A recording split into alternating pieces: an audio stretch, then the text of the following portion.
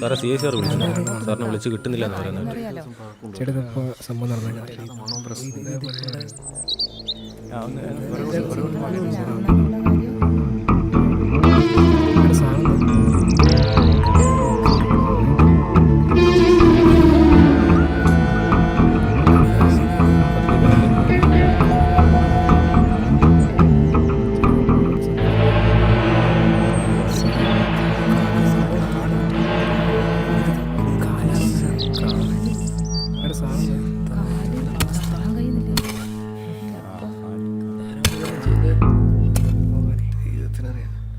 രണ്ട് മൂന്ന് ദിവസമായി തോന്നുന്നു.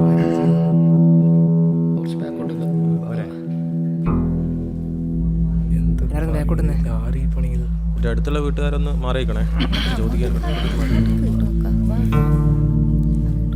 എല്ലാരും കുറച്ച്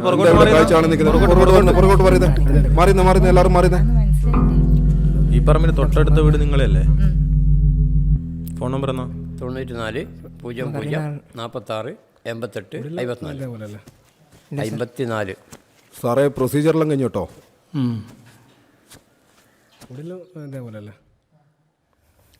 ഇല്ല സാർ, നമ്മളീ അടുത്ത് തന്നെയാ. സാർ ഇന്നലെയാണോ ചാർജ് എടുത്തത്? അതെ, ഞാൻ രമേശൻ, പതിനാമ്പാട് മെമ്പറാണ്. സാർ എനിക്ക് കുറച്ച് കാര്യങ്ങൾ പറയാറുണ്ട്. ഞാൻ ഈ പറയുന്ന കാര്യങ്ങളും ഇവിടെ നടന്ന കാര്യങ്ങളും തമ്മിൽ എന്തെങ്കിലും ബന്ധമുണ്ടോ എന്ന് എനിക്കറിയില്ല സാർ. പക്ഷേ ഏതാണ്ട് 10 ദിവസങ്ങൾക്ക് മുമ്പേ ഇവിടെ ചില കാര്യങ്ങൾ നടന്നിരുന്നു.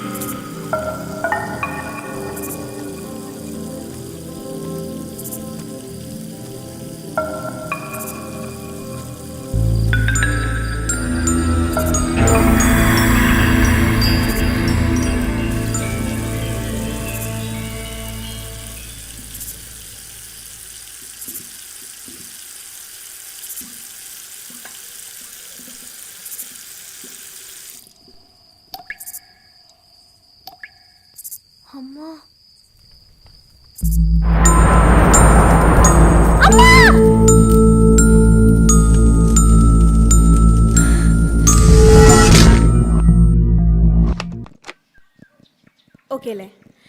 ഞാനിപ്പോൾ നിൽക്കുന്നത് സംഭവം നടന്ന ശ്രീജിയുടെ വീടിന്റെ മുന്നിലാണ്. ഏകദേശം 10:30 കൂടിയാണ് സംഭവം നടന്നത്. വീടിന്റെ വാതിലിൽ ശക്തിയായി മുട്ടുന്ന ശബ്ദം കേട്ട് പുറത്തിറങ്ങി ശ്രീജിയുടെ തലയിൽ ചുറ്റിക പോലുള്ള ആയുധം വെച്ച് ശക്തിയായി അടിക്കുകയായിരുന്നു. ശ്രീജിയുടെ മോള് നമ്മുടെ കൂടെയുണ്ട്. എന്താണ് മോളെ സംഭവിച്ചത്? ഞാൻ TV കാണുകയായിരുന്നു. പെട്ടെന്ന് ആരോ വാതിലിൽ മുട്ടുന്ന ശബ്ദം ഞാൻ കേട്ടു. ഞാൻ പേടിച്ച് പുറത്തിറങ്ങിയിട്ടില്ല. അച്ഛൻ വീട്ടിൽ എത്തിയിട്ടില്ലായിരുന്നു. അതുകൊണ്ട് അമ്മ പുറത്തിറങ്ങിയപ്പോൾ കയ്യിൽ പന്തം പിടിച്ച് ആരോ ഒരാൾ അമ്മയുടെ തല കടിക്കുകയാണ് അതിനകത്ത് എന്നെ പേടിച്ചു പോവും. ഇതൊരു ഒറ്റപ്പെട്ട സംഭവമായി കാണുന്നില്ല. 2 ദിവസം മുന്നേ ഇതേ ഒരു അനുഭവം മറ്റൊരാൾക്ക് കൂടി ഉണ്ടായിരുന്നു. റിപ്പർ സ്വഭാവമുള്ള ആളാണോ, പ്രേതമാണോ, ഭൂതമാണോ, അല്ലെങ്കിൽ ഇവർ പറയുന്നത് പോലെ അജ്ഞാത ജീവിയാണോ എന്നുള്ള സംശയങ്ങൾ ബാക്കി നിൽക്കെ ഇനിയും ഒരുപാട് പേരുടെ തല പൊളിയാനുള്ള സാധ്യതകൾ കാണുന്നു.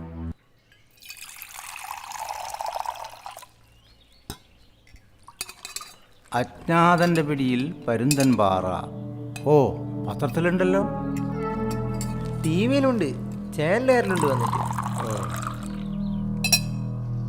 6 സ്വിച്ച് ഉണ്ടെന്നല്ലേ പറഞ്ഞിട്ട്, എന്നല്ല അതാരായിരിക്കും? ഇനി ഓര് പറയും പോലെ വല്ല ജീവിയായിരിക്കും. ഇതാ തന്നെ, ഞാൻ 2 ദിവസം ടി വി കണ്ടതാ. ഏലിയേ, ചിലപ്പോൾ ശരിയായിരിക്കും. ദാസൻ പറയുന്ന കേട്ടിന് 4 കാലിൽ ഓടുന്നുണ്ടെന്ന്. പ്രിയപ്പെട്ട പരുന്തൻപാറ നിവാസികളെ, ജനങ്ങളെ മുഴുവൻ പരിഭ്രാന്തിയിലാഴ്ത്തിക്കൊണ്ട് രാത്രികാലങ്ങളിൽ പുറത്തിറങ്ങുന്ന അപകടകാരിയായ ഒരു അജ്ഞാത രൂപത്തെ കണ്ട വിവരം നാട്ടുകാരെ മുഴുവൻ അറിയിച്ചുകൊള്ളുന്നു. രാത്രികാലങ്ങളിൽ പുറത്തിറങ്ങുന്നവരുടെ തലയ്ക്കടിച്ച് മിന്നിമായുന്നതാണ് കണ്ടുവരുന്ന ശൈലി. കൂടുതൽ വിവരമൊന്നും കിട്ടാത്തതിനാലും സത്യാവസ്ഥ അറിയാത്തതിനാലും സ്ത്രീകളും കുട്ടികളും രാത്രി സഞ്ചാരം തീർത്തും ഒഴിവാക്കേണ്ടതാണ്. രാത്രികാലങ്ങളിൽ പുറത്തിറങ്ങുന്ന പുരുഷന്മാർ കയ്യിൽ ടോർച്ച്, പന്തം, വടികൾ തുടങ്ങിയവ കരുതേണ്ടതാണ്. ഇത് പഞ്ചായത്തിന്റെ ഒരു അറിയിപ്പായി കണ്ടുകൊണ്ട് രാത്രി 6 മണിക്ക് മുന്നേ കടകളടച്ച് സഹകരിക്കണമെന്ന് വിനീതമായി അഭ്യർത്ഥിക്കുന്നു.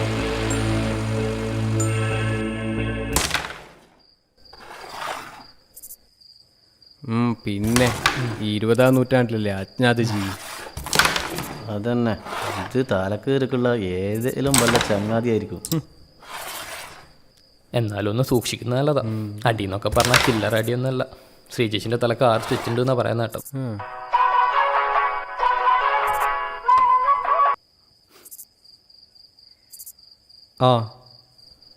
വരുന്നു. ചോറെടുത്ത് വെച്ചോ. ഇറങ്ങാൻ നോക്കുന്നു.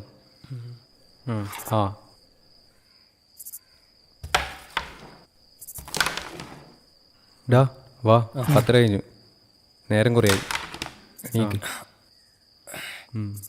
ഇറങ്ങിക്കോ. ശരി.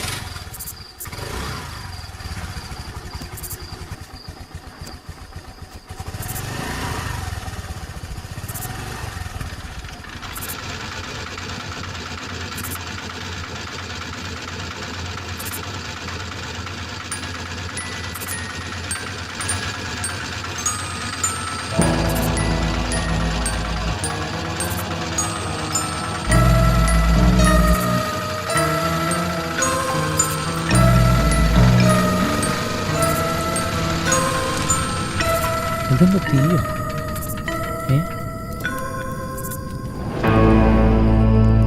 ഇറങ്ങി നോക്കാം. നീ ഇതാ അപ്പുറം നോക്കണേ.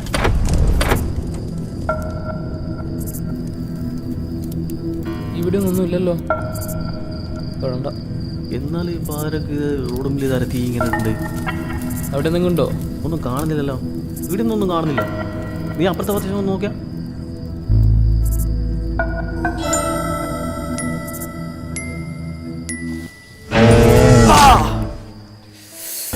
എന്നാ നോറ്റിയേ. വണ്ടിക്കര് വണ്ടിക്കര്.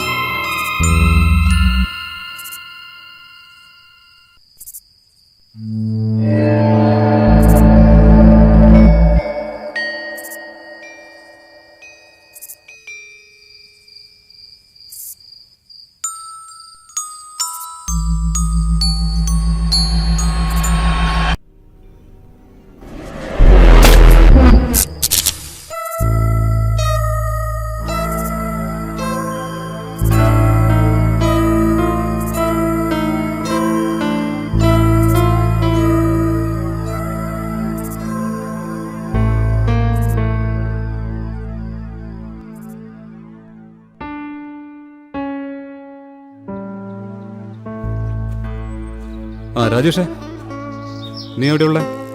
തലശ്ശേരിയാ? നീ കാര്യങ്ങളെല്ലാം അറിഞ്ഞിട്ടില്ലേ? നീ ഒരു കാര്യം ചെയ്യ്. പിള്ളേരെല്ലാം കൂട്ടി ഒരു 10:30 പാർട്ടി ഓഫീസിലോട്ടൊന്ന് വാ. നമുക്ക് ഇന്ന് തന്നെ ഒരു തീരുമാനം എടുക്കണം.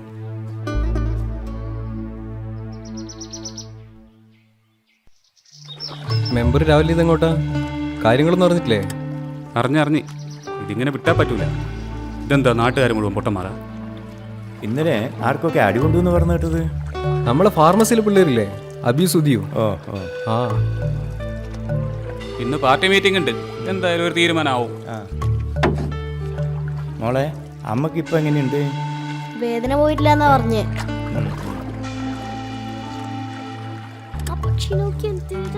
വലിയ രസമൊന്നുമില്ല. പരുന്തൻപാറയിൽ CDPയുടെ കൊടി പറക്കാൻ തുടങ്ങിയിട്ട് വർഷം 25ആയി. ഇങ്ങനൊരു അനുഭവം ഇതാദ്യമാണ്. എന്തായാലും നാട്ടുകാർ മൊത്തം നല്ല പേടിയിലാണുള്ളത്. കണ്ടവരെല്ലാം പറയുന്നു എന്തോ ജീവിയാന്ന്. പക്ഷേ കാണാതെ വരക്കണതൊന്നും വിശ്വസിക്കാൻ പറ്റുന്നില്ല. സഖാവേ, ഇന്നലെ ഇത് എനിക്ക് സംഭവിക്കുന്നവരെ ഞാനും വിശ്വസിച്ചിട്ടൊന്നുമില്ല. പക്ഷെ ഇത് സംഗതി ഭൂതാണോ പ്രേതാണോന്നും ഞാൻ പറയുന്നില്ല. പക്ഷെ എന്തായാലും കാണുമ്പോൾ മനുഷ്യരൂപമല്ല. അതൊരു പക്ഷേ മുഖം മൂടിയിട്ട് ഒരാളായിക്കോട്ടെ. എന്തായാലും ഈ സാധനത്തിന് ആളെ കൊല്ലാനുള്ള ഉദ്ദേശമൊന്നുമില്ല. കാരണം തലക്കടിക്കാൻ ഉപയോഗിക്കുന്ന സാധനം ഇരുമ്പൊന്നുമല്ല, മരം വെച്ചുണ്ടാക്കിയ എന്തോ ഒന്നാണ്. ഇത് സംഗതി എന്തായാലും ഒരു ക്രൈമാണ്. പക്ഷേ പോലീസും പട്ടാളൊന്നും വേണ്ട. നാട്ടുകാരെ ഇത്രത്തോളം ഉപദ്രവിച്ച സ്ഥിതിക്ക് ഇത് നമുക്ക് തന്നെ അങ്ങ് തീർക്കാം. അങ്ങനെ 2 ദിവസത്തോളം ഈ നാട്ടിലെ ആൺപിള്ളേർ മുഴുവൻ ആ അജ്ഞാത രൂപത്തിൽ തപ്പി നടന്നു. പക്ഷേ ഒരു കാര്യം ഉണ്ടായില്ല. ആർക്കും ഒരു അപകടവും പറ്റിയില്ല. പക്ഷേ 3-ാം ദിവസം ഒരു സംഭവം ഉണ്ടായി.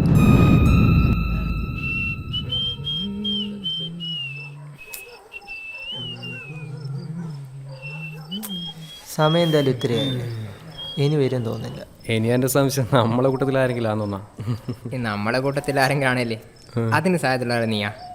പോടാ.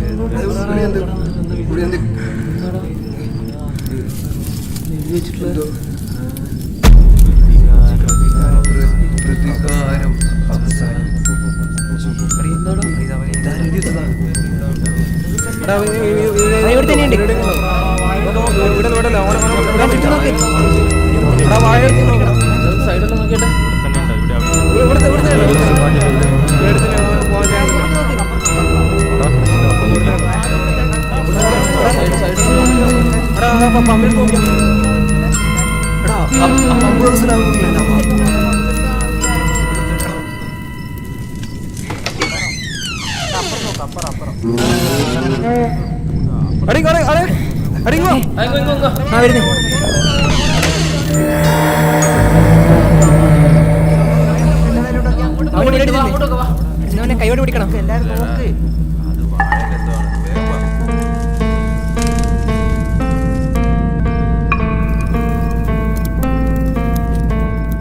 ഇതാണ് സാർ ഇവിടെ അവസാനമായി നടന്നത്. ഇത് നടന്നത് ഏകദേശം 10 ദിവസങ്ങൾക്ക് മുന്നെയാണ്. സാറേ, അന്വേഷിച്ചപ്പോൾ കാല് പോയി എന്ന് പറഞ്ഞ കേസിൽ കോപ്പറേറ്റീവ് ഹോസ്പിറ്റലിൽ ഒരാൾ അഡ്മിറ്റ് ആണ്. ധർമ്മടം പോലീസ് കേസ് അന്വേഷണം തുടങ്ങിയിട്ടുണ്ട്. അന്വേഷിച്ച് വന്നപ്പോൾ അയാൾ ഇവിടുത്തെ ഹോസ്പിറ്റലിലെ ഡോക്ടറാണെന്നാണ് അറിയാൻ കഴിഞ്ഞത്. പുറകോട്ട് വരുന്ന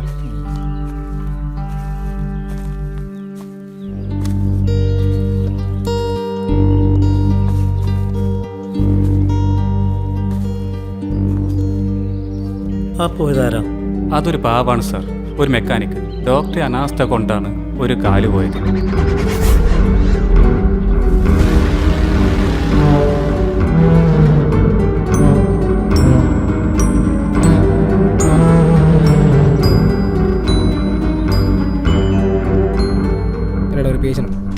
സർ. എടാ ഒരു വൈകിട്ട് ഒരു മീറ്റിംഗ് ഉണ്ട്. അല്ല ഒരു വൈകിട്ട് 4 മണി 5 മണി ഞാൻ വിളിച്ചത്. ഓക്കെ ശരി എന്നാൽ. ഓക്കെ ശരി. അതാണ് സർ, ഒരു മാസം മുന്നേ സാറിൻ്റെ കാലിനൊരു സർജറി ചെയ്തിരുന്നു. പേര് ശ്യാം. ഓർക്കുന്നുണ്ട്. സാർ, മുമ്പ് എൻ്റെ കാലിന് ചെറിയൊരു വേദന മാത്രമേ ഉണ്ടായിരുന്നുള്ളൂ. ഇപ്പോൾ എനിക്ക് പണിയൊന്നും എടുക്കാൻ പറ്റുന്നില്ല. ശരിക്കും പറഞ്ഞാൽ കാലനക്കാൻ പോലും പറ്റുന്നില്ല. നിങ്ങളുടെ സർജറി കഴിഞ്ഞപ്പോഴേ പറഞ്ഞതല്ലേ പുറത്തുനിന്ന് പോരുന്നു. സാർ, ഞാൻ ഇൻഫെക്ഷൻ ആയിട്ടുണ്ടാവും.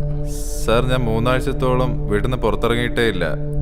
ഇപ്പം ഞാൻ വേദന കൂടിയപ്പോൾ ഞാൻ അവിടെ അടുത്തുള്ള ഡോക്ടറെ കാണിച്ചു. അപ്പോൾ ഡോക്ടർ പറയുന്നത് സർജറിയിൽ എന്തെങ്കിലും പിഴവ് പറ്റിയതാണെന്നാണ്. എന്നാൽ പിന്നെ ഞങ്ങൾക്ക് ആ ഡോക്ടറെ തന്നെ കാണിച്ചാൽ പോരെ? ഇങ്ങോട്ട് തന്നെ വന്നത്. ഇഞ്ചക്ഷൻ എടുത്താൽ മതി, മാറിക്കോളും. സർ. സിസ്റ്റം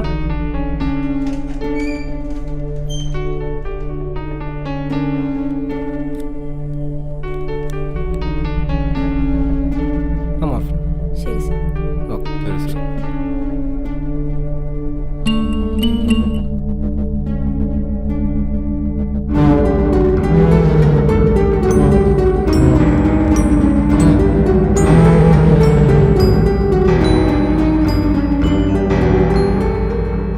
ഒരു മെഡിക്കോ ലീഗൽ കേസ് അല്ലെങ്കിൽ ഒരു മെഡിക്കൽ നെഗ്ലിജൻസ് എന്ന് വേണം ഇതിനെ പറയാൻ.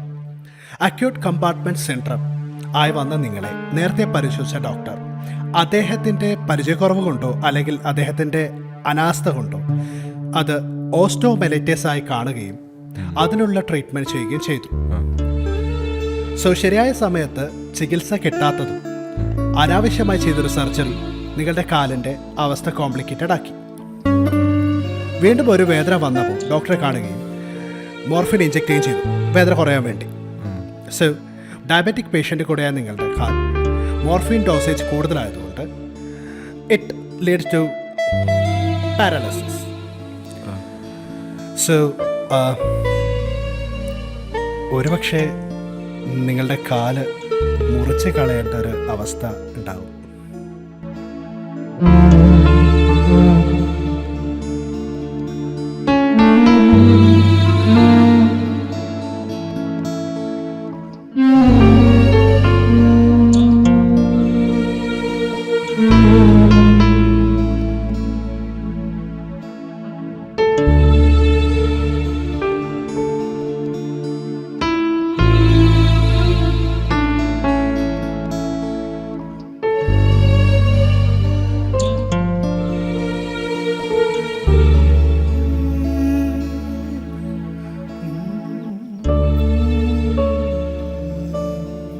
കേസ് കൊടുക്കണം. കേസ് കൊടുത്തിട്ട് എന്താവണം? ഓൻ ഡോക്ടറാണ്, നിന്നെപ്പോലെ മെക്കാനിക്കല്ല. ഓനൊരു നല്ല വക്കീലിനെ വെച്ച് വായിച്ച് പുല്ല് പോലെ ഇറങ്ങി. ഇപ്പം നിൻ്റെ കാല് മാത്രമേ പോയിട്ടുള്ളൂ. നാളെ ഇപ്പോൾ കേസ് നടത്തി നിൻ്റെ വീടും കൂടി പോകും. തിരിച്ചടിക്കാൻ റെഡിയാണെങ്കിൽ കാക്കിയും വേണ്ട, ഒരു കോപ്പും വേണ്ട. കഴിഞ്ഞ അണ്ടല്ലൂർക്കാവിലെ തെയ്യത്തിന് വാങ്ങിയ ഒരു മാസ്ക് ഉണ്ട്, അത് മതി.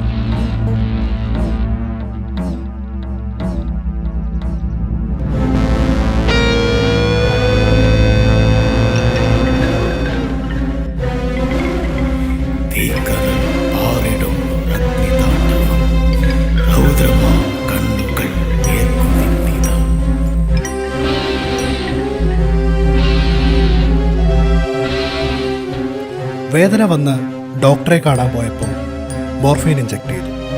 അതിൻ്റെ ഡോസേജ് വളരെ കൂടുതലായിരുന്നു.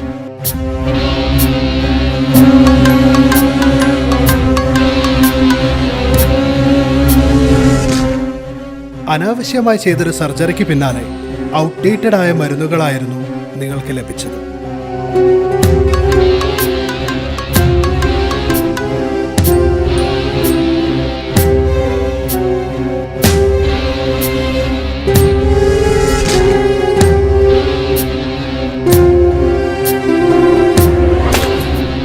നമ്മളെ ഫാർമസിയിലെ പിള്ളേരില്ലേ, അബി സുധിയോ? ആ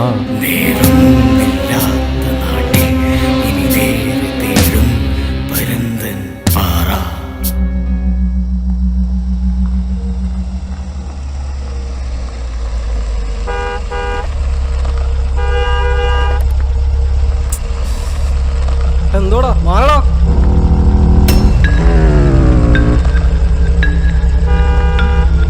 വഴിന്ന് മാറടാ. മാറ മുന്നിൽ നിന്ന്. അവിടെ നിന്നോടല്ലോ മാറ പറഞ്ഞേ. അവിടെ മുന്നിൽ വേണ്ട.